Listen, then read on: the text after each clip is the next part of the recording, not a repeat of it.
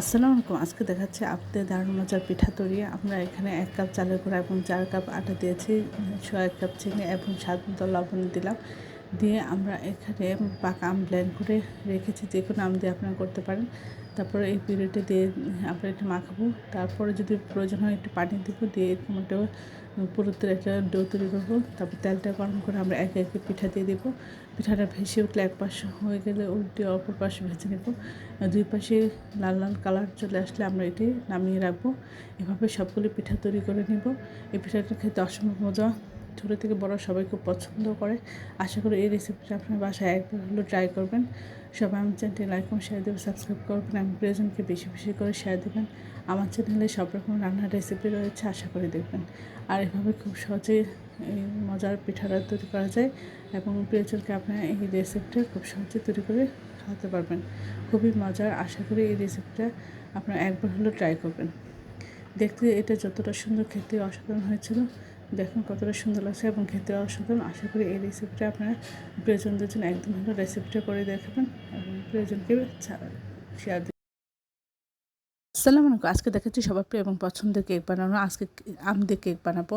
এখানে 3টে ডিম নিয়েছি, নিয়ে সাদা অংশ নিয়ে এর মধ্যে আধা চামচ বেকিং পাউডার নিয়েছি, নিয়ে আমরা বিট করে নিব। নিয়ে একটু ফোমি করে আমরা এর মধ্যে ডিমের কুসুম দিব। আদা পুনে 1 কাপ হচ্ছে চিনি পুনে দিয়ে আমরা এটা আবার বিট করে নেব। তারপরে একটু চেলে নিলে ভালো হয়। পুনে 1 কাপ আটা আমরা আধা কাপ এখানে দিয়ে দিচ্ছি রান্নার রেগুলার তেল। সব কিছু একসাথে লো হিটে আমরা বিট করবো, পাল্টোভাবে মিশাবো। আমরা পুরো 1 কাপ দিয়ে দিচ্ছি ব্লেন্ড করে রাখা পাকা আমের পিউরি। তারপরে সব কিছু একসাথে মিশিয়ে যেটাতে দিব একটু তেল ব্রাশ করে দিয়ে টেপ করে দিচ্ছি। চুলায় বা ওভেনে আপনারা এভাবে দিয়ে আধা ঘন্টার জন্য বেক করে নিতে পারেন। আর আমরা 2 চামচ আটা দিয়ে আমরা একটা ইয়ে করে নিচ্ছি, এটা হালুয়ার মতো করে নিব। এটা ক্রিমে বানানোর জন্য এটা ঠান্ডা করে আমরা ফ্রিজ থেকে ক্রিমটা বের করে একটু ঠান্ডা ঠান্ডা অবস্থায় এর মধ্যে আমরা দিয়ে একটু বেক করে নেব। আর দিয়ে দিচ্ছি সুগার পাউডার অর্থাৎ চিনি গুঁড়া করা, আর কয়েক চামচ এখানে গুঁড়া দুধ। সব কিছু দিলে শক্ত একটা ক্রিমে পরিণত হবে।